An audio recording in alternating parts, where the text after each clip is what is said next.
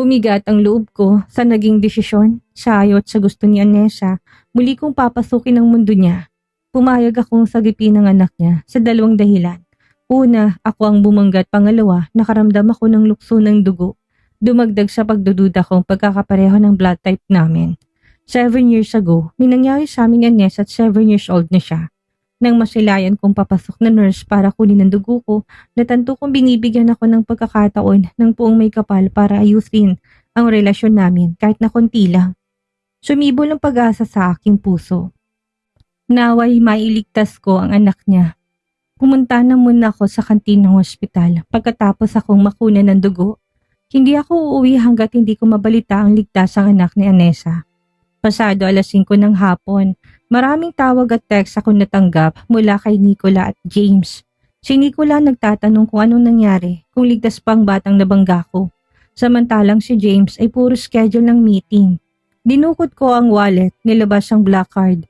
Ako na mismo magbabayad ng danyos. Bagamat alam ko na hindi yun matutumbasan ng lahat ng pagkukulang ko kay Anessa. Ngunit nandito sa puso ko, ang liwanag na balang araw ipagtatapat niya na anak ko ito. Nasa harap ako ng kwarto ng bata. Nalaman kong Raven ang pangalan niya. Agad kong nagustuhan yon dahil bagay na bagay sa kanyang personalidad. Malikot na bata at persistent. Inalala kong huling pagkikita namin sa ospital na ito. Lihim ako napangiti sa tuwing tatawagin niya akong daddy. Nasa ganun akong isipan nang bumukas ang pinto. Bumungad sa akin si Anessa. Iniwas niya kagad ang tingin. Bakit nandito ka pa? Tanong niya na may kalamigan. Napamulsa ako. Gusto ko lang siguraduhin na ligtas siya. Saka binayaran ko ng lahat ng hospital bill niya. Salamat, pero hindi ko mapapatawad ang ginawa mo sa kanya. Patawarin mo ko, Anessa. Aksidente lahat ng yun. Oo, aksidente. Kaso munti ka mo na siyang patayin. Munti ka mo nang patayin ng anak. Huminto siya sa dulo. Bumilog ang mga mata niya. Natigilan siya tila niyanig ang buong katawan. Kagaya ni Anessa, ganun din ang reaksyon ko. Lumukso ang puso ko sa pagdulas ng salitang anak sa dila niya. Anak? Dali-dali kong tanong. Tumungka siyang talikuran ako pero mabilis kong hinablot ang braso niya upang pigilan. Tell me the truth. Is she really my son? Nanginig ang boses ko. Kumislap ang magkahalong galit at desperasyon sa mga mata ko. Nahulog ang tingin ni Anessa sa sahig, hindi siya pumiglas. Ramdam kong pagbigat ng hininga niya. Jairon, walang salitang gustong lumabas sa bibig niya. You have to tell me. I deserve to know. Please, don't lie to me, Anessa. We're the same AB at nagdududa ako na anak ko sa Raven. Balot na sindak ang mga matang tinagpo ni Anessang sa akin.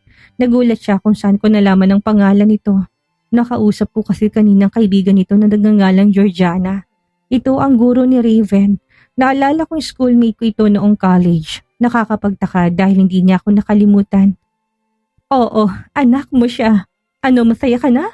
Napipilitan ni Anessa na pagtatapat. Dumali ang mga luha niya nang tinabig palayo ang braso. Mistula akong nauupos na kandila na binagsak ang mga balikat. Imbis na sumaya ay nalungkot ako. Umusbong ang konting galit pero hinaluan ng pagsisisi. For just a misunderstanding, everything changed. Nagbungang pagsisinungaling mo sa akin, Jairon. Sa pagiging careless mo, winala mo ko at heto wawalain mo rin ang anak mo, sabi niya. Tila hinihiwa ang puso ko. Wala akong masabi, kaya ngayon nakikiusap ako. Nalayuan mo kami ng anak mo, dugtong ni Anessa. Tinaas kong kamay ng akma niyang magsasalita, ayaw ko madagdagan ng sugat sa puso ko. Ito was a misunderstanding. Hindi ko sinasadyang mangyari yon. Sana hindi mo ipagkait si Raven sa akin kahit nakamuhian mo ko habang buhay. Bigyan mo sana ako ng chance para makasama siya. Pagsusumamo ko, naramdaman ko na tumutulo ang mainit kong luha. Jairon, protesta niya, suminghap ako. Please, nakikiusap ako. Kahit na sana para sa anak natin. Fine, bibigyan kita ng chance pero wag mo kukunin si Raven sa akin. Once na gagawin mo yon, hindi mo na kami makikita habang buhay. Niyanig ako. Gusto kong umiti sa pagpayag ni Anessa. Imbis yumuko ako, binuhos ang mga luha. Sinikap ko naman na maging mabuting tao pero bakit pinaparusahan ako ng ganito? Pagkatapos noon ay pinapasok niya ako sa loob. Ginagap ko malamig na kamay ni Raven. Mahimbing at payapa siyang natutulog. Panay ang higpit ko talik sa mga kamay niya. Anessa POV. Mom, nagising ako sa paus na boses ni Raven. Naupo ko at natulog sa gilid niya. Mabibigat ang talukap ng aking mga mata nang minulat yon. Hinabol ko ang hininga habang unti-unti siyang naaninagan. Umukit ang maliit na ngiti sa kanyang mukha. Maputla siya, hinang-hinapang mula sa operasyon. Buhol-buhol ang paghinga niya dahil sa oxygen sa ilong. Hinaplos niyang kamay ko na nakapatong sa tiyan niya gamit ang kamay niyang may dextrose. Anak, nabubuhay ang tawag ko sa kanya. Kamustang pakiramdam mo? May ibang kislap sa kanyang mga mata. Malakas ang kabog ng puso ko sa saya nang magising siya matapos ang isang araw. Mommy, napanaginipan ko po si Daddy. Ewan kung panaginip ba yun kasi ramdam na ramdam kong mainit niyang haplos. Tapos naiyak siya habang sinasamahan niya ako dito. Kwento niya. Umawang ng konti ang bibig ko. Totoo yon, hindi siya nananaginip. Totoong sinamahan siya ni Jairon buong magdamag noong nakaraang gabi. Ayaw pang ang umalis nung hindi ko pinagtabuyan. May karapatan din siya. Nakilala niyang anak matapos ang 7 taon at muntikan pang mapatay. Tikom ang bibig ko ngayon. Hinahanda ang sarili sa susunod na kaganapan. Isang mayaman at maimpluwensyang tao ang ama niya at hindi ako basta-bastang makakapasok sa buhay niya. Anak, natatandaan mo bang araw na sinabi kong ipapakilala ko sa iyong daddy mo? Tumango siya. Hindi ka nananaginip. Totoo mong nakasama ang daddy mo kagabi. Patuloy ko, nalaki ang mga mata niya.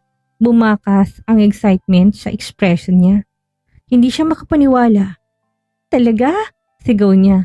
Sa lakas nun ay pumantik sa buong silid. Nakangiti akong tumango. Akala ko kinalimutan na ako ni daddy. Sinabi ko pa naman nasasama ako sa kanya. Tumalima ako. Nagtaka. Kailan? Nung nakita ko siya ulit dito sa ospital.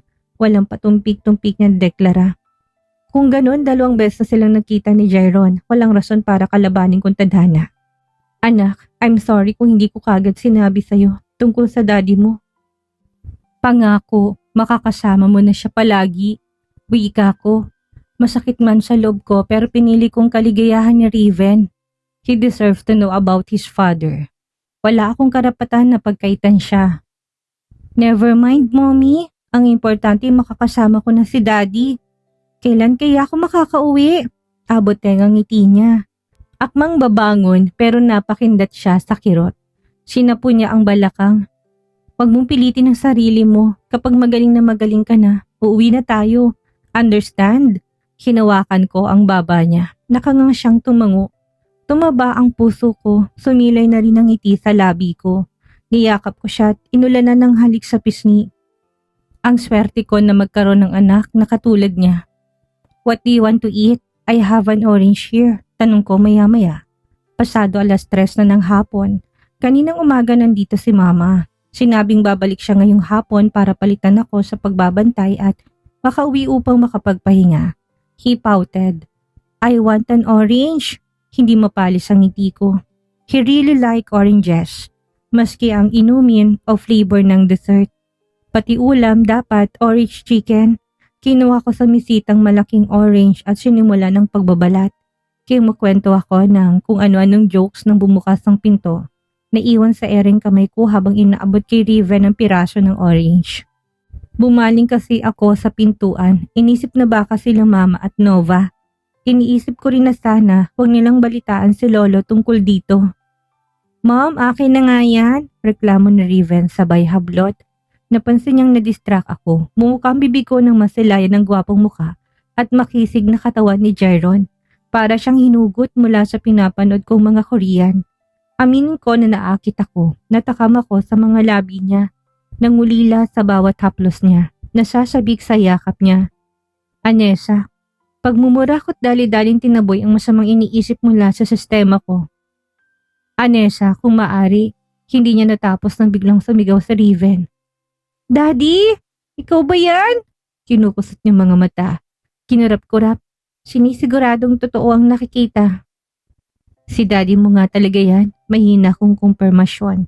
Tumayo ako para bigyan si Jairo ng daan at sinigurado ko na hindi ko siya titingnan. Yay! Finally magkasama na tayo. Ayaw mo kasi maniwala no na anak mo ko, komento ni Riven, pero nakadripa na ang dalawang kamay. Handang-handa na salubungin ng ama, pinatong ni Jairo ng teddy bear na bitbit sa paanan nito bago niyakap ng mahigpit si Riven. Tila uminit ang mga mata ko, naiyak ako sa kadramahan naming tatlo. Kay sarap isipin na kompleto na kami. Parang tunay na pamilya. Paano mo nalaman na akong tatay mo? Takang tanong ni Jairon. Nakaupo siya ngayon sa gilid ng kama nito. Lumabi si Riven, napaisip. Hawak-hawak niya ang t-shirt ng ama sa kapinatong ang panga sa balikat nito. Sinulyapan ako. Humihingi yata ng permission na sabihin niya.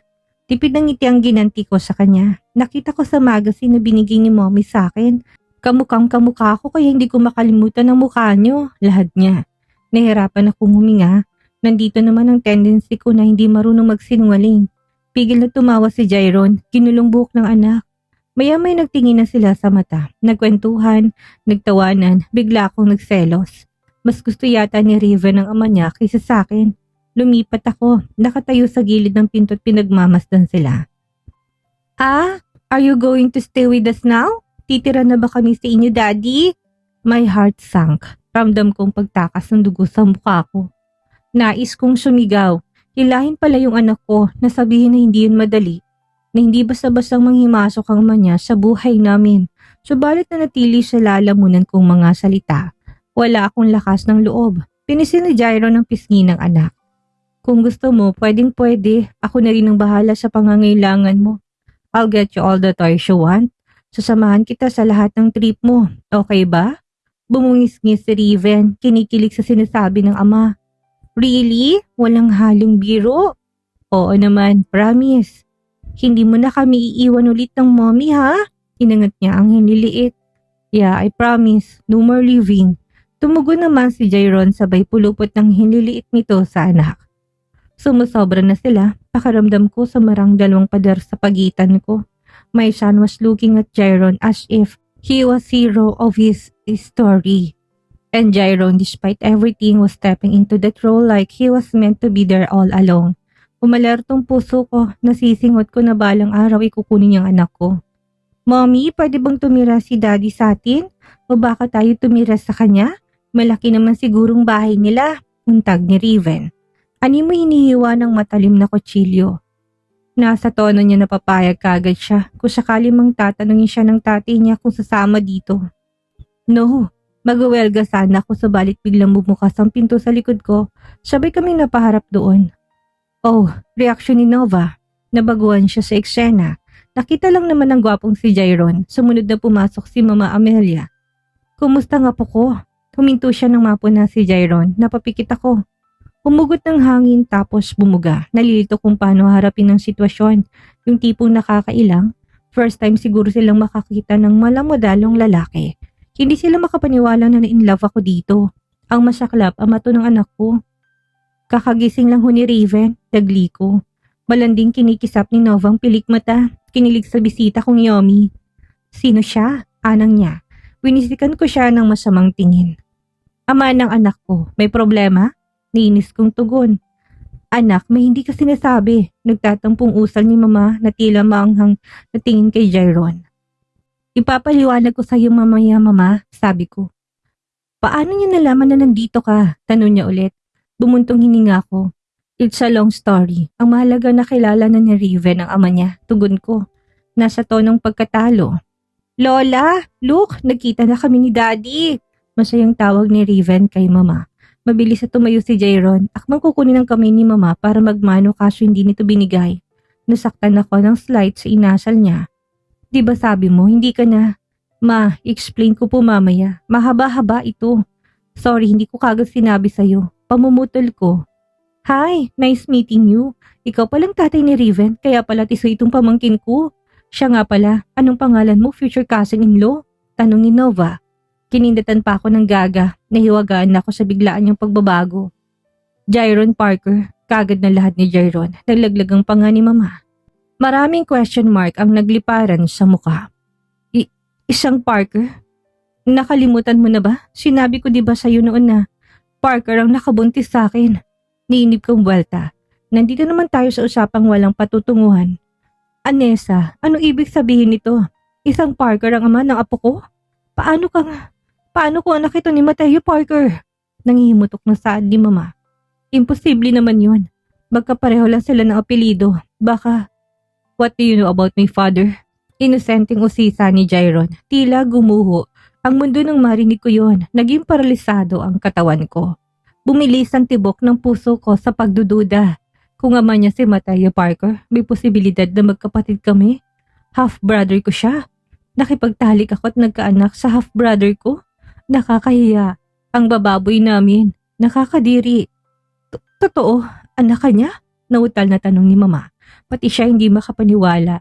Inosenteng pinanood kami ni Nova. Bakit? Anong kinalaman ni Dad dito? Nahihirapang huminging balik tanong ni Jairon. Yumuko si Mama. Naghahanap ng tamang salita bago hinarap ulit si Jairon. Kasi anak niya si Anessa. Kung ama mo nga siya. Hindi maari. Imposible. Aniya na humihinang boses sa huling salita. Natagpuan kong sarili na tagaktak ng mga luha kong muka. Umabot na rin sa sahig yun. Naikuyom ko ang kamay ng mahigpit at halos mabuslot ng mga kukukong palad ko. Nanginginig ang bukong katawan. Nahihilo, nahihirapang huminga. I'm the flesh and bone of Mateo Parker. And I can't deny it. I made a grave mistake. Naluluhang saad ni Jairon, pati siya nanginginig din sa revelasyon ni Mama. Parang pareho kaming nandiri sa isa't isa.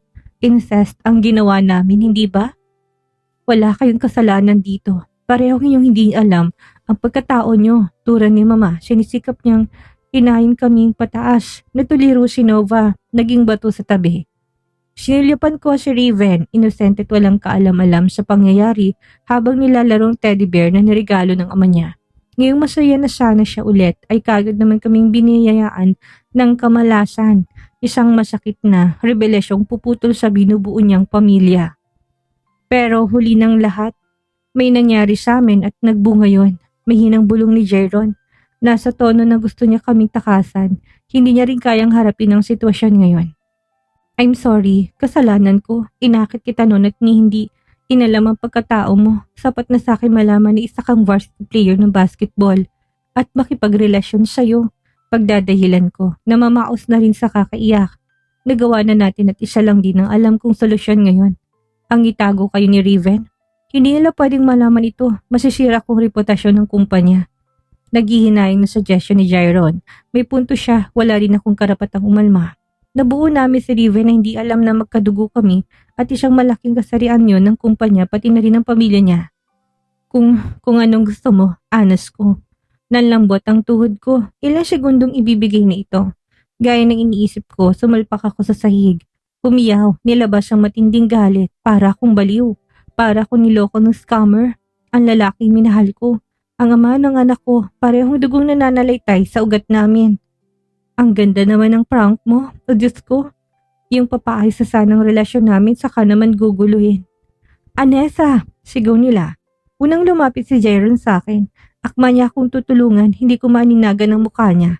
Lumayo ka, ingos ko sabay panaboy ng kamay niya. Hindi ko kayang makitang sarili kong binababoy ang sarili kong kapatid. Patawarin mo ko. At dito na po nagtatapos ang kabanata ng ating kwento at sanay. Muli niyo po akong samahan sa mga susunod pang kabanata. Maraming salamat po at ingat po tayong lahat.